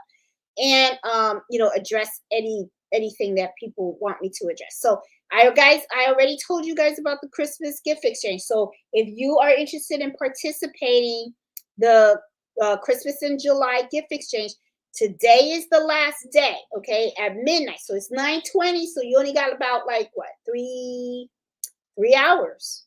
You only got less than 3 hours because it's 9:20. But midnight is closed. We're not allowing any more. I'm closing it for registration. So if you are interested in doing that, make sure that you go to the site.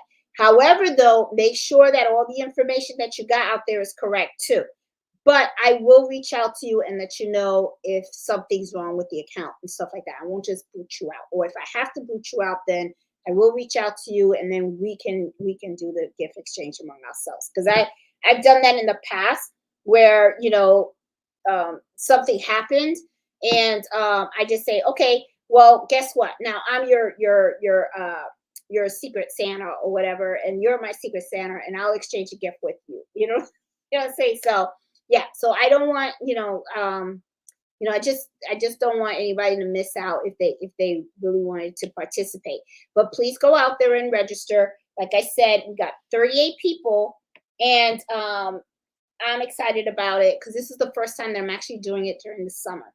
And I think usually I do embroidery as gifts, and this year I plan on actually sewing my gift. Okay, so I'm not great of a sewer, okay, but I'm going to do my best. So I just hope whoever gets my gift like it. And yeah, if I end up giving out an embroidery gift, that means that my sewing project did not go well. But I'm gonna do sewing though. Okay. So guys, I am going to go down the chat and I'm gonna tell you something. Before I started this live today, I usually see people in the chat before 8 o'clock, right? So I was like 8 o'clock hit and I saw no one in the chat. And I was like, oh wow, I'm by myself. And I was like, oh, so I told my husband, so nobody's joining me in the live. But it was so funny because he was like, really? And then all of a sudden everybody started popping up. So I was like, oh, okay. So I thought I was gonna be a loner tonight. But I'm not. I see people are out there. Okay. So I see Robin, I see Ozzy, I see Inez and Deborah. How are you? I mean, Deidre. Sorry, I always say your name wrong.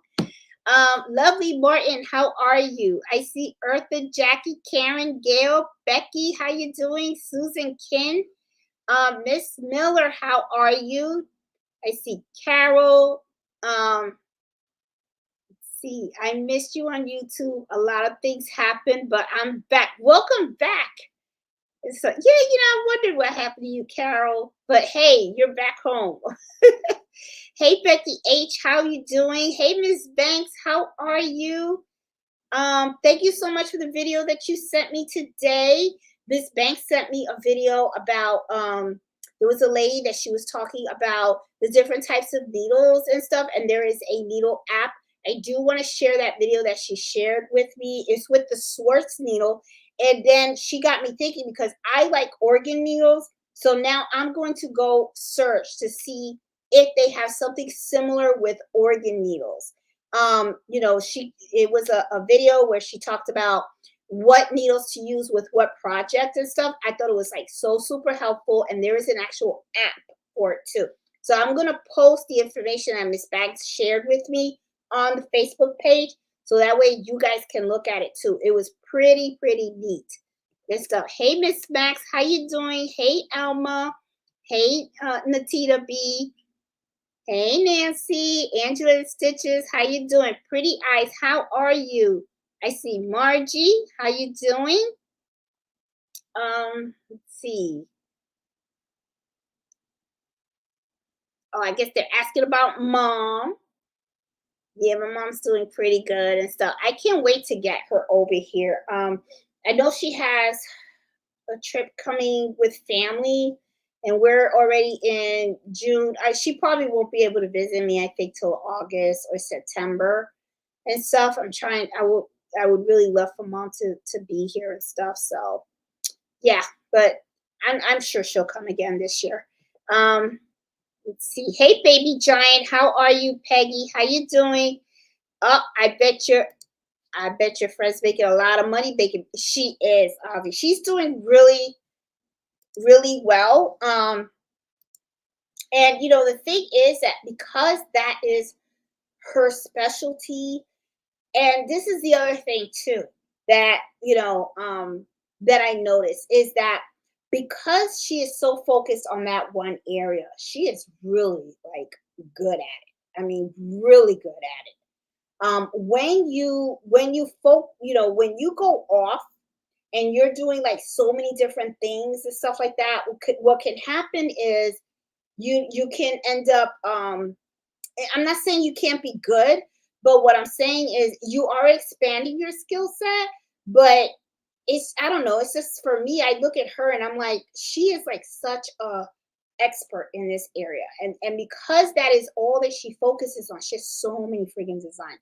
So she does so well with that. And you know what's crazy, Ozzy, is that she doesn't even sell online.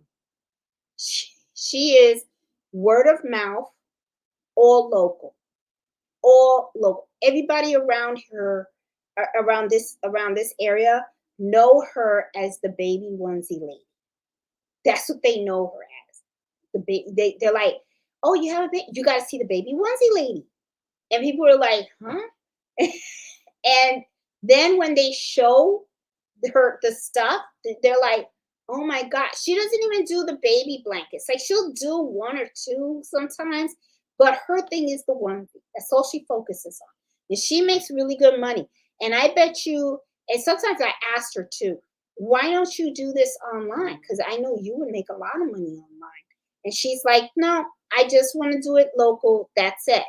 And I think the reason why she does that is because it's more manageable that way. Because if you end up doing online and local, it can get crazy.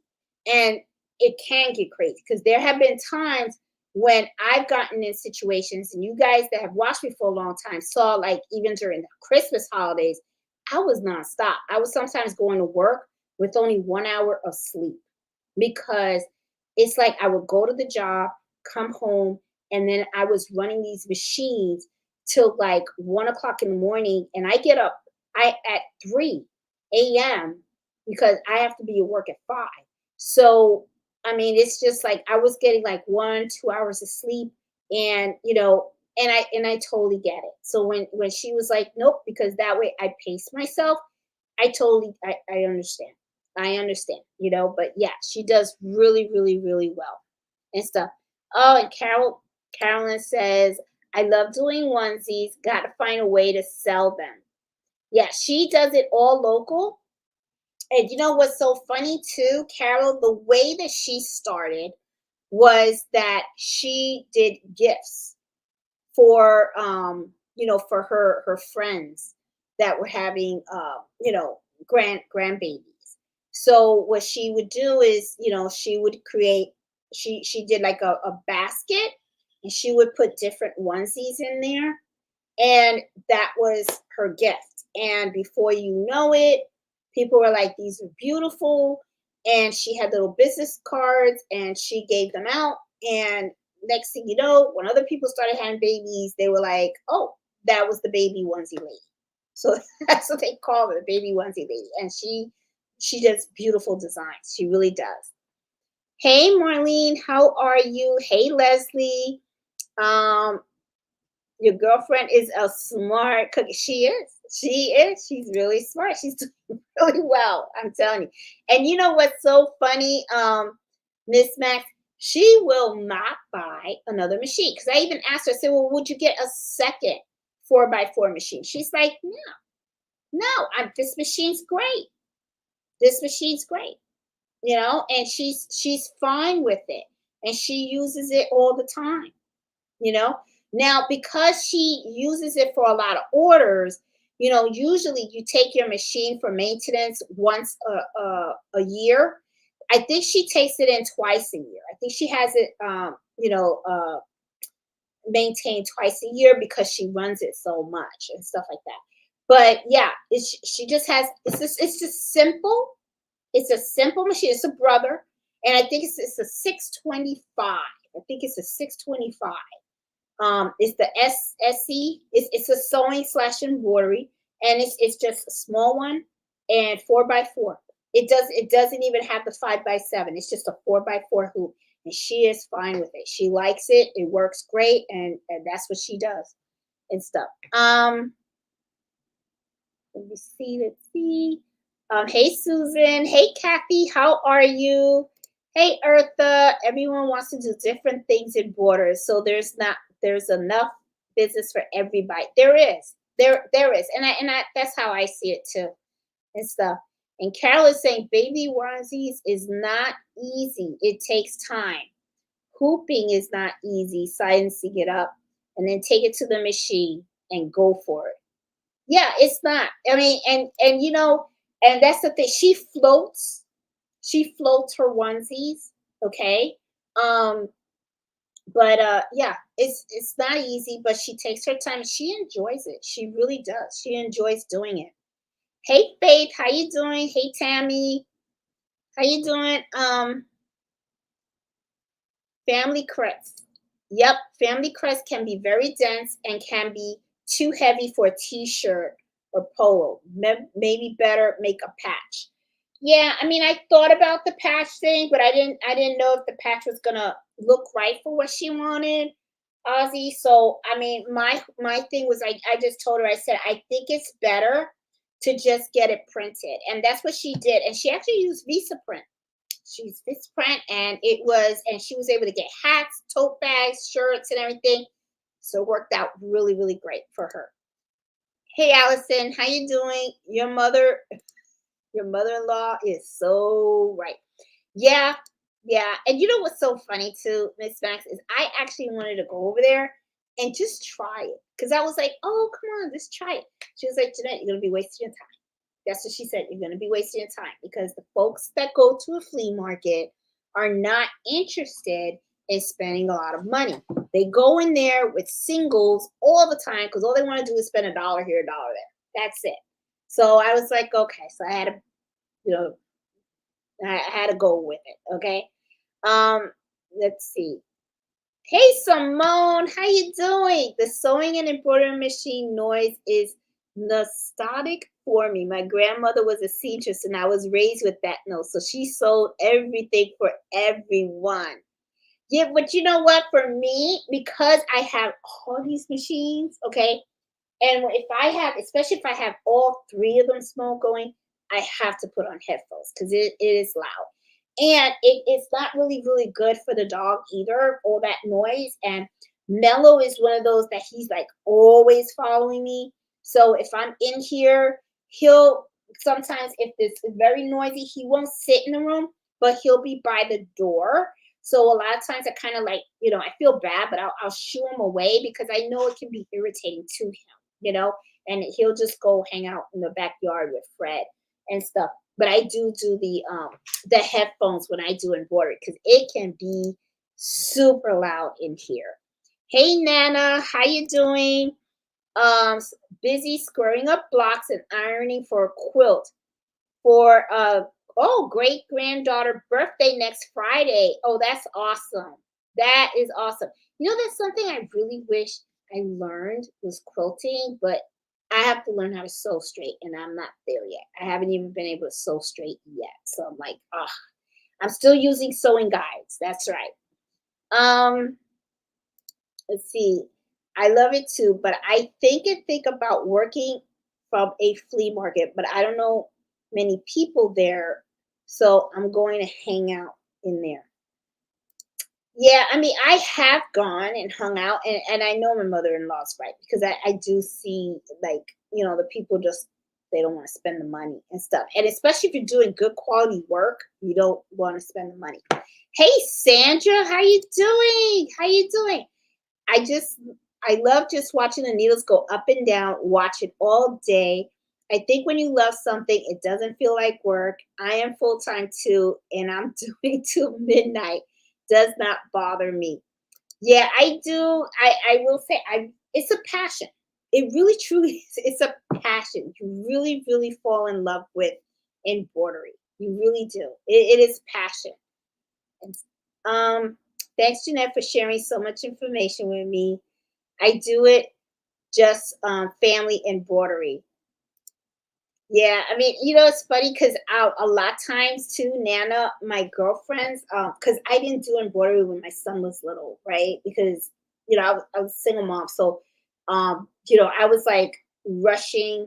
my son to daycare, running to work, getting off of work, picking him up, going home, having dinner, doing homework, and then sometimes I had to work late. So sometimes I was picking him up from daycare, grabbing something real quick, going back to the work, and then coming back at home. I mean, it was crazy, right? Sometimes I think about it, and me and my son talk about it, and my son is like, I remember once he was like, wow, that was like wild. Like there was like it was no stopping, you know?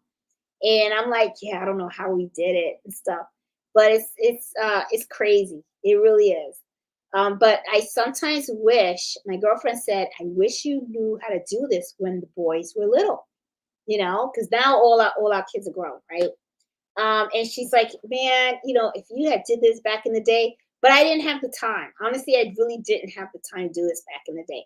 But I do sometimes think like, wow, I could have really racked up because my son, could have been my walking advertisement in the school with his book bag embroidered and all that kind of stuff. That probably could have made good money. But hey, it is what it is. Timing is everything. So sometimes in life, things happen at a certain time for a reason. So I'm good with that. Let me see. I love the embroidery machine stitching, the sound. I like it too, but if it's one machine, if it's like a whole bunch of machines, that it's like, "Eek," it can get kind of too noisy. Even though sometimes I will say it is a sweet machine, knowing that all of them are going. Then I'm like, wow, look at that. So it could be like maybe depending on my mood. I don't know. Let's see. Let's see. Hi Debbie, how are you? Um, let's see. Oh, and Marlene says, did an order yesterday in the midst of chaos. Boxes are moving everywhere. It can get really messy when you're doing bulk orders. So you really gotta try to be organized and stuff. Um, let's see.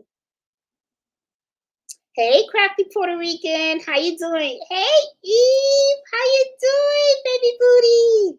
And if you guys haven't watched her channel, okay, she does rhinestones, she does embroidery, and Baby Booty was the channel that actually taught me a lot about embroidery. Okay, I mean, she's the one that actually got me started, was her.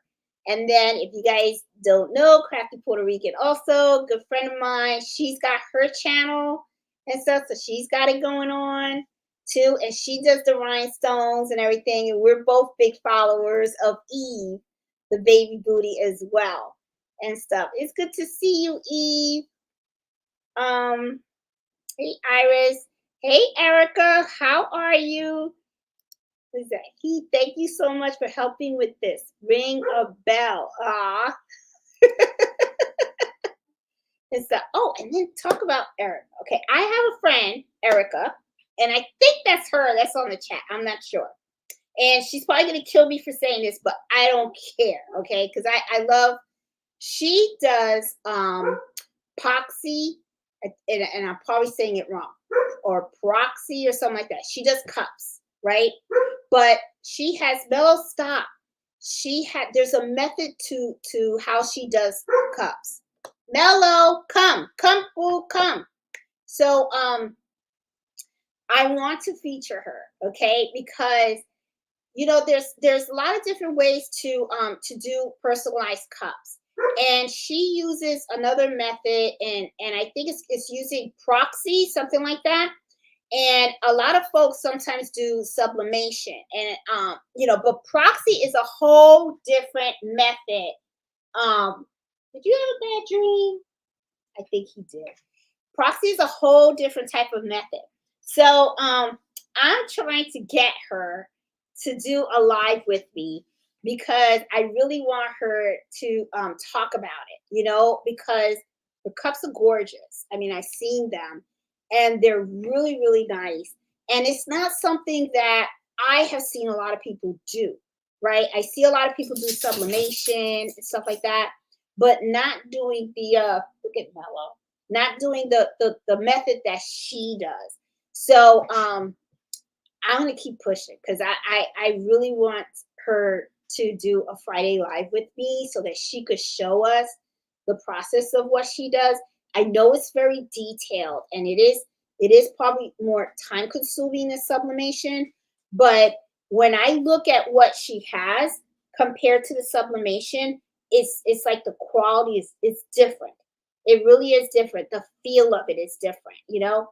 So yeah, so just something, that I'm hoping to have coming down the pipe. Okay, so hopefully I can get her to go on a live with me, and so that she could show us what she does and stuff like that. Or maybe what I'll do is I'll take a trip and I'll visit her and then we'll do the live. I mean, it's just something I really am so curious about, and it's just that the cups are really, really do well. And I know she does a lot of craft shows and all that kind of stuff and everything. I don't think she sells online, but she does do a lot of craft shows and everything. And yeah, so that's just something that I want to definitely do with her, because I think that would be like so awesome for us to see. Because you guys know I do a lot of embroidery and all that kind of stuff, but I would love to explore other stuff like baby booty, like Eve. She does the embroidery, she does sewing, she does rhinestones. Crafty Puerto Rican does the rhinestones, and she does sublimation. She also does embroidery too. I have a sublimation machine, but it's just not really my thing, right? My thing is mostly embroidery. I just love embroidery. I can sit here all the time and just embroider, okay? But her thing is those cups, and it's just things that I've seen her do. It's like it's really, really nice. So I was like, God, that's something that I haven't seen really too much of. Apparently there is a lot of people that do this, but I haven't like seen it. So I kind of want her to like come and show us and stuff like that. I think he's trying to get a ball that's underneath the embroidery machine. Is that what you're trying to do, Mello? Okay, so look at those eyes. He looks like a little bear, right? You look like a bear. You look like a bear. You do, boo boo. Everybody loves you. You're just too sweet. Okay, so look at that tail. Oh, I love you too, boo boo. Okay, so yeah, but anyway, okay, let's keep going down. Let me see. I thought you did quilting. No, I don't do quilting. I well, I don't know, babe Eve, if you're talking about me doing quilting, but I'm gonna tell you something. I'll do. I can. Well, I have bought a bunch of batting. Okay, I did have a lot of batting, and I do have a bunch of fabric, all that kind of stuff. Now, would you consider my end product a real quilt? I don't know, because I can't. I can't sew straight.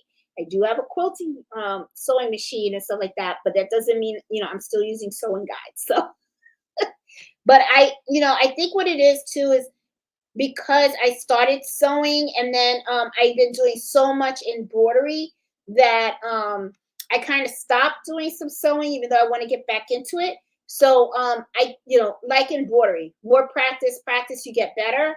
I just had stopped sewing, but now I want to get back into it. So yeah, because I did try to do one project and it came out all jacked up, which I have to do a video to show you guys how to do this, which is these are jar openers that I made. This one came out nice because this is square. And then I wanted to make one that was a circle, and I went to sew it, came out all jacked up. And I was like, okay, let me stick to squares, because squares is just a line. But the circle, I was like, didn't work for me. So yeah, but yeah.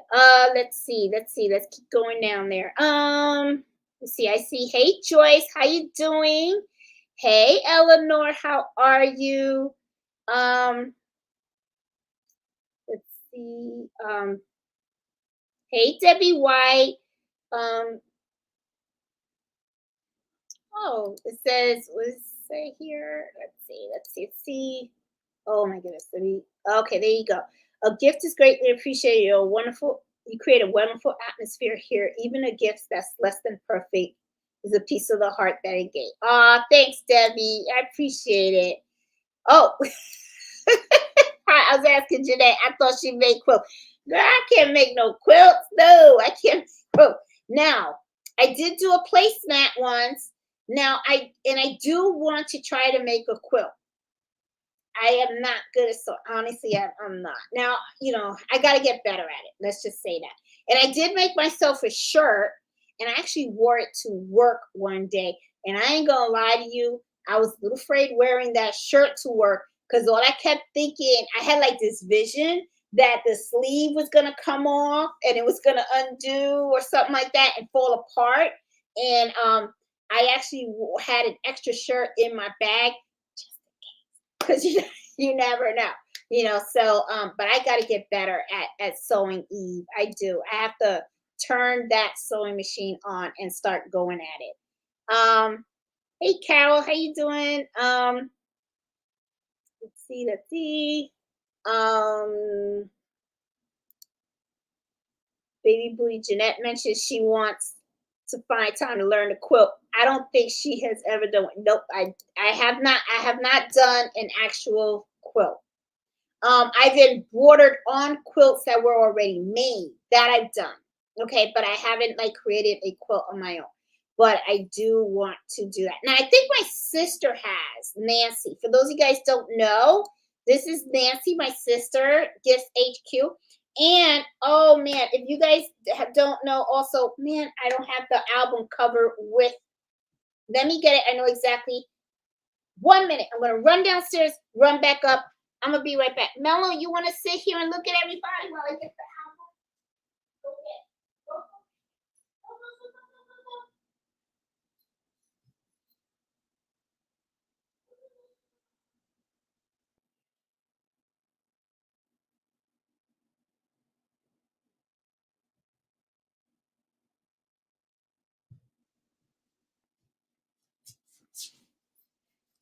Hey, sorry. I'm back. I'm back. Okay, for you guys that don't know, if you are new, bang. This is my sister's CD. She has a CD. This is her first one. This is volume 1. She's working on volume 2. And these are all tunes for crafting, okay? She has Love to Crochet, Knitting is My Life, Love My Knitting Machines, Sewing Escape, Quilty Threads of Love. She had to use a word that I can't say. Decoupage makes me happy. I don't know how, I know I jacked up that one. Love Embroidery Machines. That's my favorite song. Okay. Love My Craft Room. It's crafting time. Make smiles one craft. Making smiles one craft, I guess, at a time. So if you guys don't know, this is her album. All the songs on here are all, really catchy songs and stuff like that. I actually play this while I'm working in here. I love it. I can't wait till volume 2 comes out. I think I'm gonna have her whole collection. Okay. So love it, love it, love it. I'm so proud of her too, because this was big project. Really, really excited. If you guys don't know, you can get this off of Amazon, Shopify, or Spotify, something like that. Oh, I don't know. Nancy, put the information in the chat. But this is her first album. Just so you guys know, it's Gifts HQ, Crafting Tunes, Volume 1. And yeah, I love this. So yeah, I forgot to have it with me here when to show you guys and stuff. So yeah, so let me keep going. All right. Carol, she is good. I have a SC1900, a Juki, and a multi-needle machine. I only use the multi-needle machine. I actually, that's what I have. I have the SC1900. I have a Juki as well. And I have multi-needle machines. I have 6 and 2 10s. And of course, the 1900 is a one single machine and stuff. For embroidery, I actually still do use the single needle, and I do use all three machines. You know, the six needle and also the two tens. So I do use them all. So yeah. But now, yep, that's it. I knew it. Nancy, yep. I love quilting, crocheting, and sewing, all while listening to my crafty songs. Yeah, she is the quilter of the family, and she likes to crochet a lot too. My mom is big on crocheting and everything. My mom is self-taught too, and she is like super. She does beautiful, beautiful items, and she's really good at sewing too. Now, I don't know if she's sewing good right now. Okay, I know she used to make clothes for me and Nancy when we were growing up, but I don't know if you guys remember when she came to visit me the last time and I had her sewing my product tags to the kitchen towels. I kind of had to fire my mom. And, sometimes employees, they have different talents, right? So you just have to you put them where they can really spark and live their talent, their talents, right? So I had to fire my mom from sewing my tags. And so she got to be moved to the kitchen department, right? So she does really good making the sofrito, the rice and beans, and all that kind of stuff. So me and my husband, we ate really good while she was visiting. She did a fantastic job in the kitchen. So, but I did kind of have to fire her from sewing, okay, because she kind of messed up some of the items, and I said, "Oh, we can't have this because this is how I make my money." So, so she kind of got a little fired. I think back in the day she was good at sewing, but I think she kind of lost the touch a little bit. But I have a feeling that she didn't want to work here. So I think she did it on purpose. That old lady can really be funny sometimes. Um, let's see. Oh, I loved your song. I told my family and a crafting friend about them. Oh, that's awesome. I'm glad you guys like her album. Her album is really, really, really cool. Yeah, I bet you do have some huge machines. Can't imagine that noise without headphones. It's a lot. It is a lot. I mean, I have my Beats headphones, and yeah, and I always like to play classical music or something like that. Been playing Nancy songs too and stuff. But when I have all these machines going full blast, because I gotta get these orders out, it can be really, really noisy and stuff. And I felt really bad for my family though, because during the Christmas time the orders were extremely heavy. So like I said, I was like going to my job with like 1 hour of sleep, and I was so thankful for the people on the bus because they knew who I was. So they knew what my stop was. So as soon as my bus in the morning stopped at my job, they would always like wake me up and go, "This is your stop." And I would be like, "Oh, okay." And then going home, they wake me up and go, "This is your stop." So I probably got like 2 hours sleep at home, and then maybe an hour going to work and then an hour coming back. So yeah, but I love what I do, so it's okay. I mean, hey, like I said, it's hard work. It really, really, truly is hard work. You bust your butt. And sometimes people really don't understand that. They think it's really easy and stuff like that. Sometimes it's not. It really isn't. You gotta love what you do, and you gotta be willing to do that hustle and stuff. Let's see. Hey, Jacqueline, how you doing? Um, let's see. Going down the chat here. How many people here have their own YouTube channel? Okay, well, I know we got Baby Booty. I know we got Crafty Puerto Rican. I know we got Gifts HQ. Um, there it is. Oh, it is Erica. Okay, it's Proxy. Okay, just so you guys know, that is the method that she uses. And she knows my English, okay? And they probably laugh at me when I brief at work too. Because so I like to stick to the simple words and stuff. Give me a word with that's unfamiliar. I can really jack it up. I jack up people's names all the time too and stuff. So, and then I'm dyslexic. So sometimes if you have like a hyphenated name, even though I see it, I kind of like reverse it.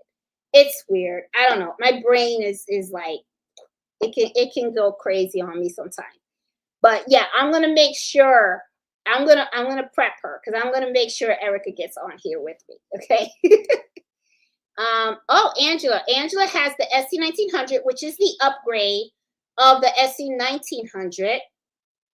Um, and it's a proxy. Okay, how do I add new software? It's a proxy. Okay, you don't add new software to the actual machine, Angela. What you would do if you're doing embroidery software, you would use a computer for that. And then you would create your designs on it. You would put it on a USB, and then you would go ahead and you can transfer it. Now the SC1900, if I remember correctly, that embroidery machine can be hooked up to Wi-Fi. Okay, so you should be able to transfer your embroidery designs directly onto the machine without a USB flash drive. Okay, but the SC1900 already has software on it. Now you will have to upgrade your software once in a while. I do have a video on the channel on how to do that. It's just really simple. You just have an empty USB, and all you do is download the software, and then you just upload it to your machine and stuff to upgrade it. And just follow the steps right on the video and stuff. And even though when you go on the Brother website, the steps are really laid out right there. They're pretty simple to follow. They're not that complicated at all. But you don't add other software to your machine. You don't. Okay. Um, let's see. You would have to use the software on another machine. Um, let's see. Angela. Okay, she's in. She's in. Okay, you guys, you saw Angela. Angela. Erica is going to do the video. Okay. Now I don't know when she's gonna do it because she's got to get her stuff right, because she's gotta represent right, So Erica, don't worry, I got you, and stuff. But I want her to show us the process of it all because I'm telling you guys, it's gonna be worth it. So I'm excited. I'm excited. And I hope I didn't put you on the spot, Erica, okay? Because I really want you to do this because I think this would really help because well, I want to I want to see what you do. I really do. And I think that everybody would benefit from it. So guys, Erica is in. Erica is in. And so let's see. I'm going down here. Everybody loves Eve. The baby booty. If you guys don't know, subscribe to her channel. Yep, see, Eve, you do beautiful work. Love your project. She does beautiful work. The Crafty Puerto Rican does gorgeous work too. Oh my God. I love the Crafty Puerto Rican as well. They both do. Especially when they both do the rhinestones. It's like I can't get into that though, because I when I watch Eve and Jenny do the rhinestones, it's very detailed. It's very, very detailed and stuff. And you got to do the templates and all that kind of stuff. So I'm like, oh, it's just not. I'm sick of embroidery because that's what I really love. But I ain't gonna lie, the rhinestones are gorgeous. They are gorgeous, especially when they do it on the black t-shirts and stuff. And the thing that is great about the rhinestones, you can put the rhinestones on jackets and all that kind of stuff. They do beautiful, beautiful, beautiful work. What? Yes. Nancy is my sister. Yep. And I'm the older sister. I am. I'm 3 years older than Nancy. So I'm the big one. But yes, Gifts HQ is my sister. Let's see. Shirley is awesome. Yep, yes, Miss Shirley is awesome too, and she does Sew To Embroidery. That's her channel, Sew To Embroidery, and I think she does her lives on Tuesdays at 8 o'clock, if I'm not mistaken, and stuff. Yeah, Miss Shirley does it at that time. Ooh, we got a sneak peek. Okay, Nancy said tomorrow she's going to be covering quilting. with your embroidery machine during the live. Okay, so you know I'm going to be dialing in on that one, so because I'm going to be watching her do that and stuff. I also have 3 sergers. I have 2. I have 2 sergers. The sergers that I have is the Brother 1034DX, and then I also got the Airflow 3000. I have 2 sergers too. So, and I refuse to buy any more machines because if I buy another machine, it's going to have to replace the machine that I have now. And I love my machines because they're like my babies. So I cannot get rid of my baby. So especially when they all work, there's no way I'm going to get rid of them. Let's see. So creative. How you doing? Love what you do. Love your videos. Great teacher, full of knowledge. Oh, thank you. I'm glad that you are learning and stuff. Let's see. Hey Joyce Adams, how are you? Love Baby Lock. I have the 6 needle array as well as the Jacona S55E. I can't read tonight, guys. I don't know what the heck. Both are great machines.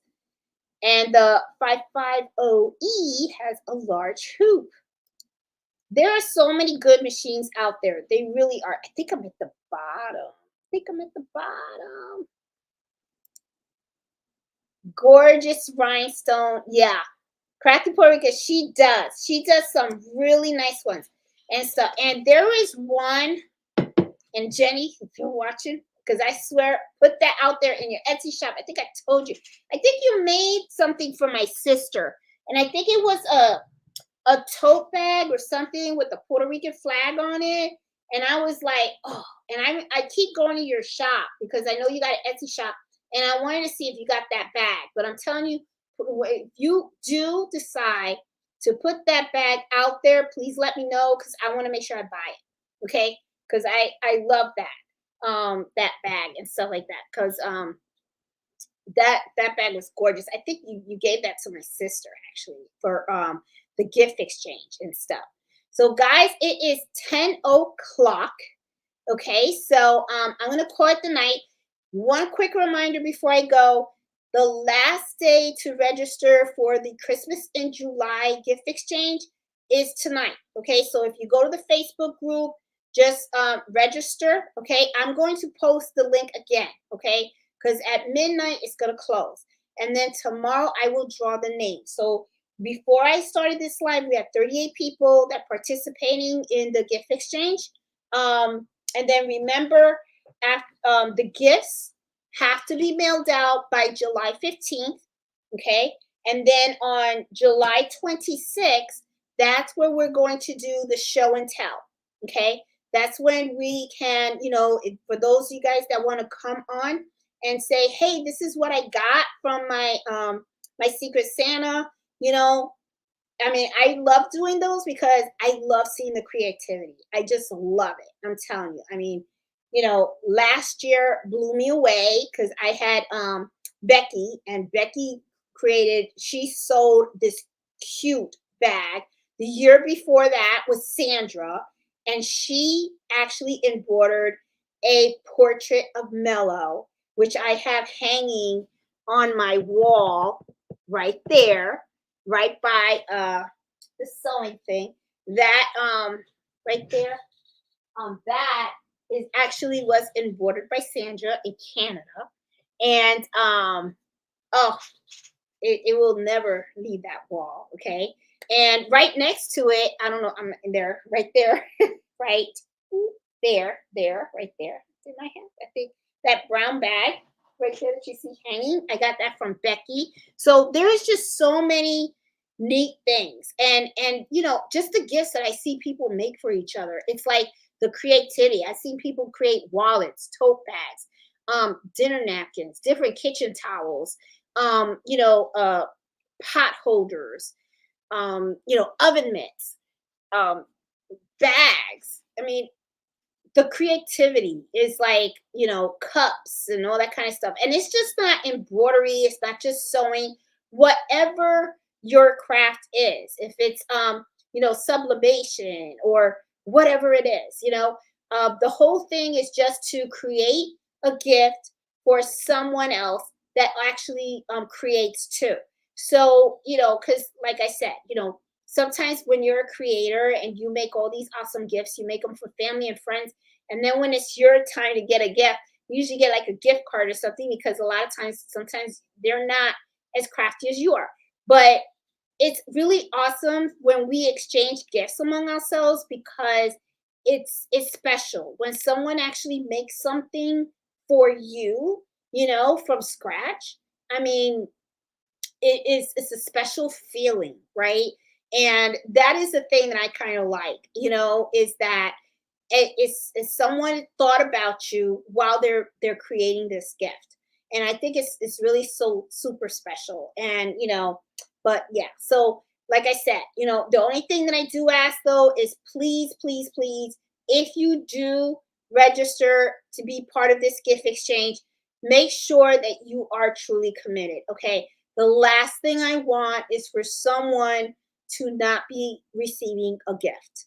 Okay, because it's all about making each other feel special. And I want everyone to have that feeling. I want everyone to not only make a gift and send it out, but I also want everyone to have that feeling of going into the mailbox and getting a gift and opening it and having that special feeling.